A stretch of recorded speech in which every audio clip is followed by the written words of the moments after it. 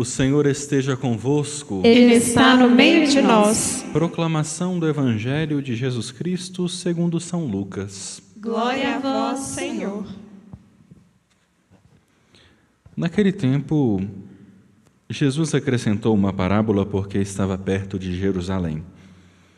E eles pensavam que o reino de Deus ia chegar logo. Então, Jesus disse: um homem nobre partiu para um país distante, a fim de ser coroado rei e depois voltar. Chamou então 10 dos seus empregados, entregou 100 moedas de prata a cada um e disse: procurai negociar até que eu volte.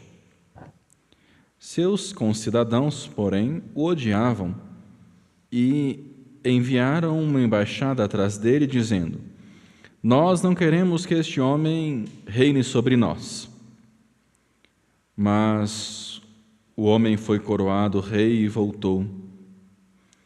Mandou chamar os empregados aos quais havia dado dinheiro, a fim de saber quanto cada um havia lucrado. O primeiro chegou e disse: Senhor, as 100 moedas renderam 10 vezes mais. O homem disse: muito bem, servo bom. Como foste fiel em coisas pequenas, recebe o governo de 10 cidades. O segundo chegou e disse: Senhor, as 100 moedas renderam 5 vezes mais.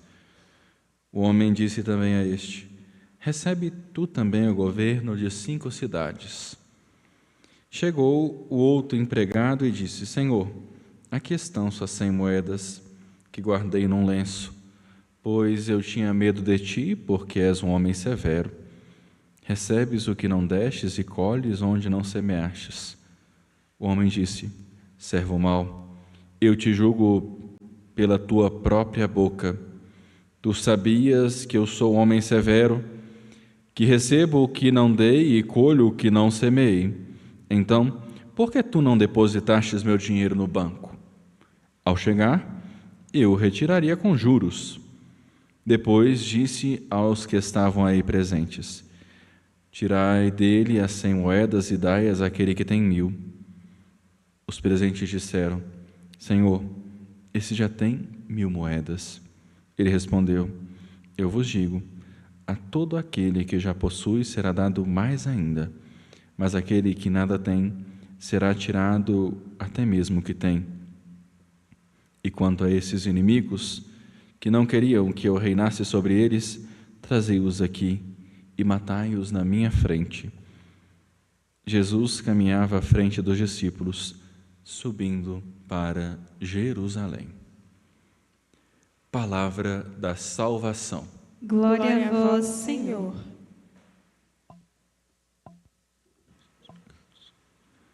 Caríssimos irmãos e irmãs que estão no Santuário Basílica de Nossa Senhora da Piedade, podem se assentar, se acomodar. A você que reza conosco através da TV Horizonte, da Rádio América, seja muito bem-vindo a esta casa de clemência e bondade, este Santuário Basílica da Virgem e Senhora da Piedade. Amados de Deus, hoje a Igreja se reveste da cor vermelha, recordando o sangue de uma mártir. Quando a Igreja se reveste da cor vermelha, ela está recordando de alguém que derramou o seu sangue por Jesus Cristo. Logo, alguém corajoso. Hoje, uma das mulheres corajosas, Cecília, que é até citada na oração eucarística primeira, uma das 7 mulheres citadas na primeira oração eucarística que nós temos até hoje na igreja.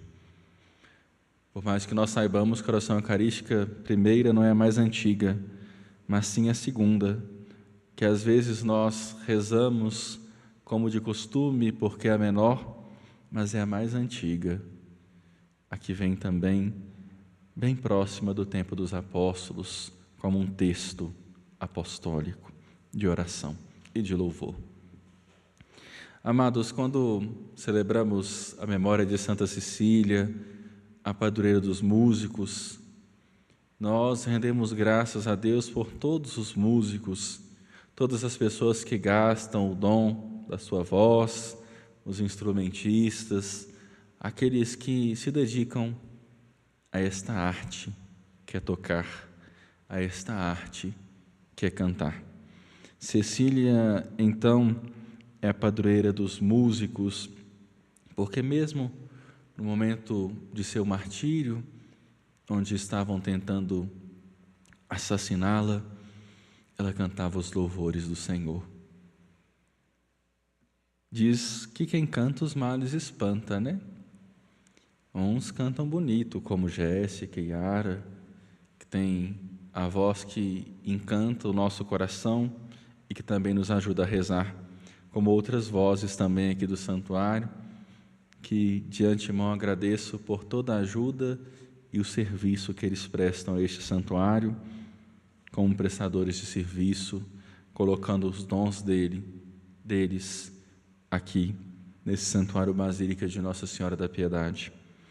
Assim, ao olharmos para Santa Cecília, recordemos de tantas pessoas que cantam em nossas paróquias, por aí, e que se entregam. Às vezes, tem muita boa vontade, porque talvez não tem nem gente para fazer, mas estão lá. Louvado seja Deus pelo dom e pela disponibilidade de cada um de vocês. Cecília viveu no século III. Recordemos que a vida dos cristãos naquele tempo não era fácil. Até o ano de 313, os cristãos eram perseguidos. Eles eram assassinados. Assim, Cecília, além de ser mártir, ela é virgem. Ela entregou a sua castidade, ela consagrou a sua castidade a Deus. Tema esse que hoje em dia se tornou banal. Não se fala mais em castidade, e quando se fala em castidade, se chama a pessoa de cafona. Hoje nem se fala mais de noite de núpcias. As coisas já estão acontecendo antes. Não se fala de uma entrega a Deus, e não estou fazendo pré-julgamento, mas ao olharmos para Santa Cecília, que além de ser mártir, também entregou a sua virgindade, a sua castidade a Deus, nós peçamos a Deus que nós sejamos puros, que nós sejamos verdadeiros com Ele. A você que é casado, que você seja casto, casta ao seu marido, sendo fiel, amando, respeitando, na alegria, na tristeza, na saúde, na doença, por todos os dias da vida, até que a morte separe. Que, ao celebrarmos a memória de Santa Cecília, nós possamos pedir a Deus que nós nos guardemos e que nós busquemos a cada dia sermos mais puros e tiremos a maldade do nosso coração. Cecília foi prometida em casamento a um homem pagão, chamado Valeriano. E, obviamente, por ela ser cristã, ele não acreditava muito na fé dela. E ela sempre dizia que havia um anjo de Deus guardando a sua virgindade.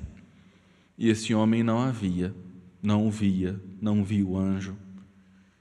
Até que um dia ele a indagou e ela disse: quando você aceitar a Deus, você verá o anjo. E assim, após um processo de conversão, ele foi batizado e até o seu irmão também, posteriormente, também se converteu. E aí, este homem conseguiu ver o anjo que guardava a castidade de Santa Cecília.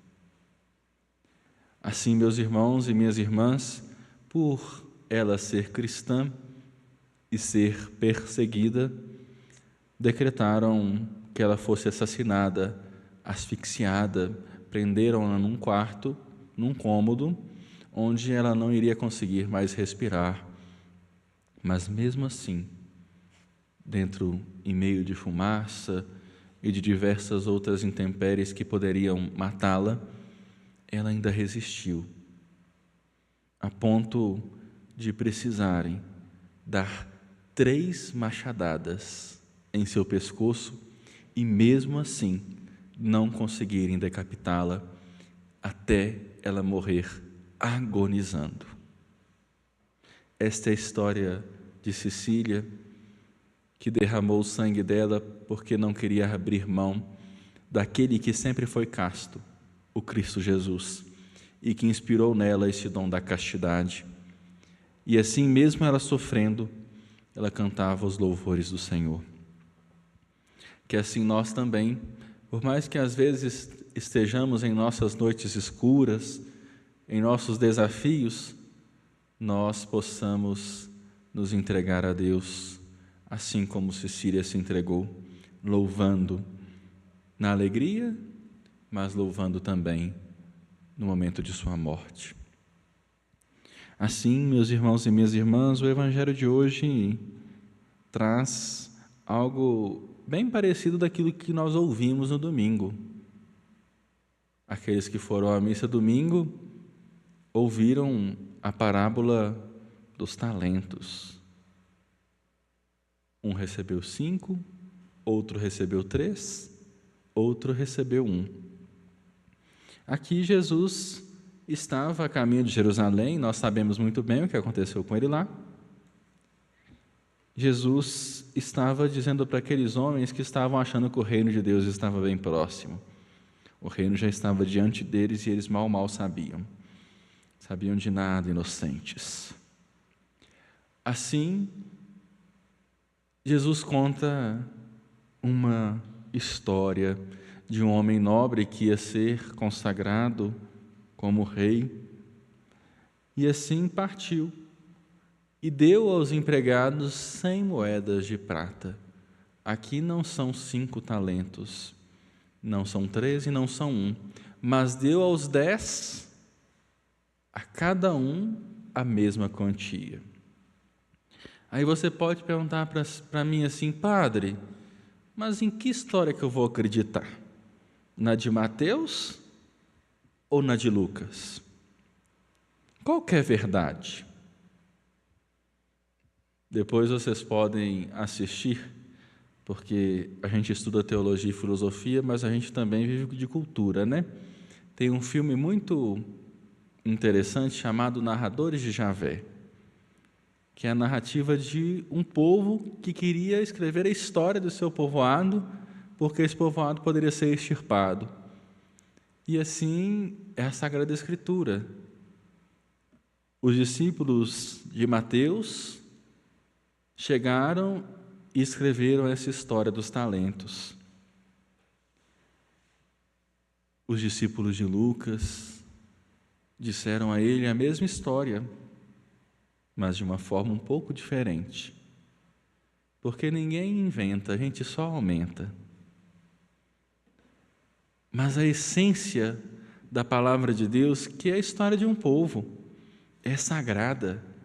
A Bíblia contém a palavra de Deus, é inspirada por Deus, mas foi escrita por mão humana.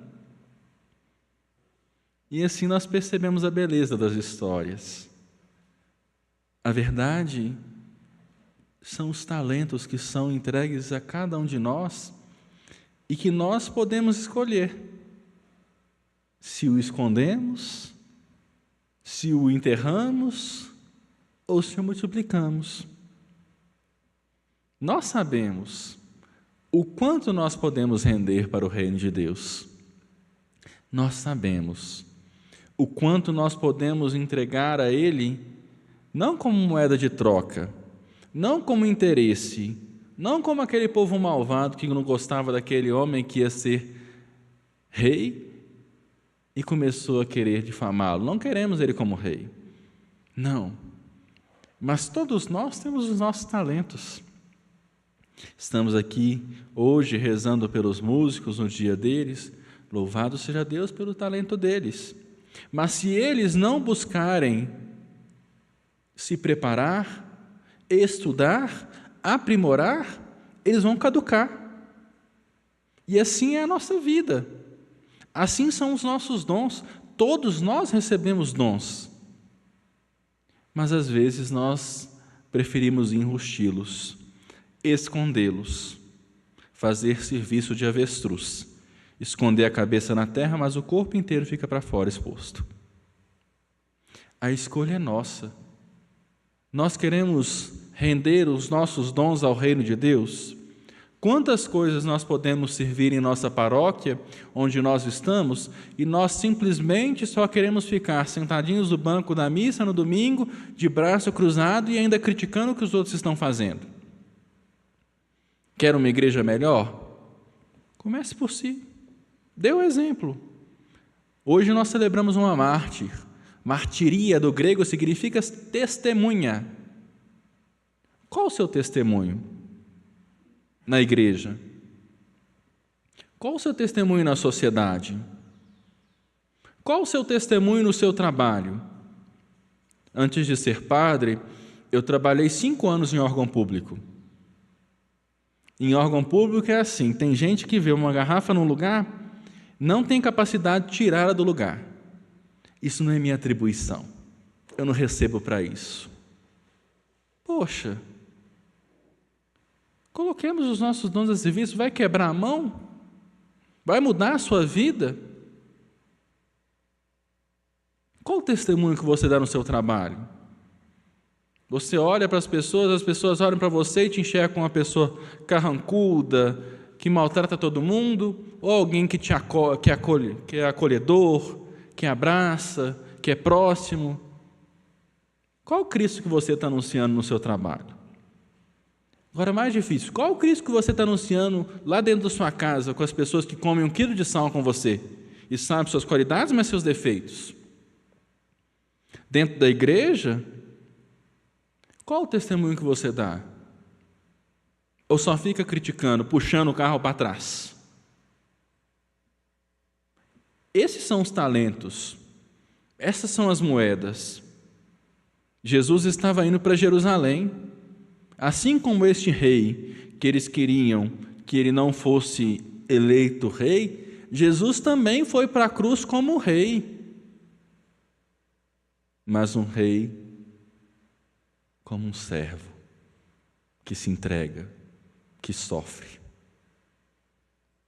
Que nós, através dos nossos dons e dos nossos talentos, possamos render mais frutos para o reino de Deus, assim como Cecília, que através do seu testemunho, da sua castidade, da sua entrega a Deus, converteu o seu esposo e o irmão do seu esposo. Quantas pessoas nós estamos aproximando para o reino de Deus? Se formos 10, podemos melhorar. Pode ser 100, mas tomemos cuidado, porque da mesma forma que nós aproximamos, as nossas palavras também têm o poder daquilo que nós muito falamos na igreja, de excomungar as pessoas, excluir, extirpar.